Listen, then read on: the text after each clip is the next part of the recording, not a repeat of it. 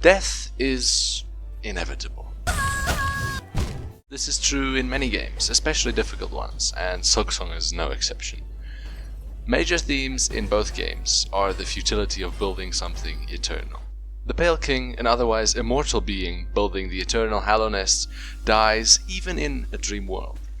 Farloom is haunted by silk that demands eternal servitude, only to fall to ruin all the same.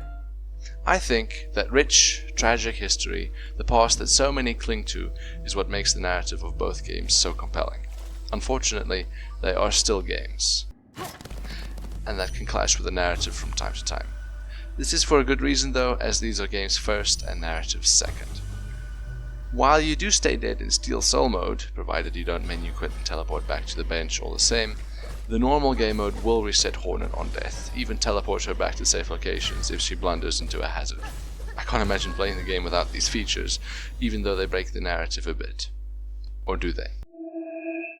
What if there was a narrative explanation for these effects? If we explore this idea, we must accept a few things. There is a line, however blurred, between the game and the story. The UI exists only to the player, for example. But the narrative acknowledges death and resetting with things like the Shade in Hollow Knight and the Cocoon in Silksong. There will be no definitive answer when the two worlds are so intertwined, but we can explore some theories that could deepen the narrative. Plus, I like to speculate. Let's look at the enemies first. Certain enemies will reappear every time you enter a room, which is understandable since surely creatures exist elsewhere in the world from where Hornet is. When she exits a room, ones she has killed can be replaced by the rest of the population. This could be true for those that reappear when you sit at a bench, though these either have smaller populations and thus require the time she spends resting on a bench to reappear, or some other mechanic that means they don't get immediately replaced. Some enemies will not respawn, however. For example, the Claw Maidens will stop spawning after Hornet clears their nest in the Citadel, and the Wraiths disappear with a mist after Phantom is defeated who, like many bosses, cannot be fought again either, and stays dead.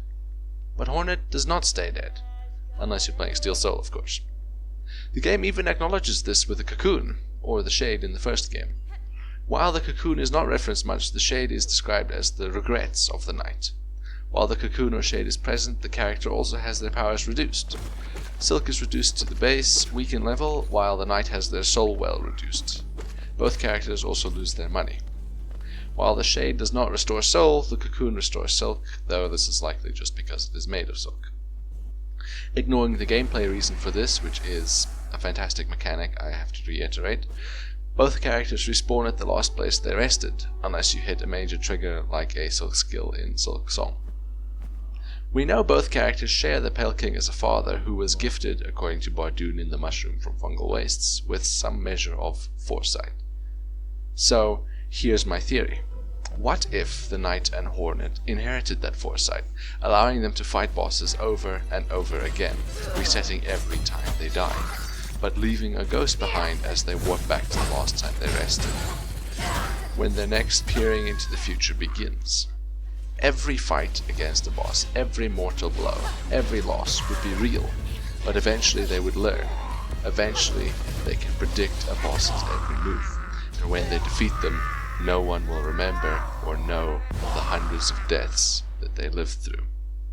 I'll admit it's a stretch, but I like the idea that the foresight operates more like Groundhog Day than having visions or hallucinations. To be honest, the mechanic doesn't need explanation, it's a game. But for me it makes the narrative that much richer.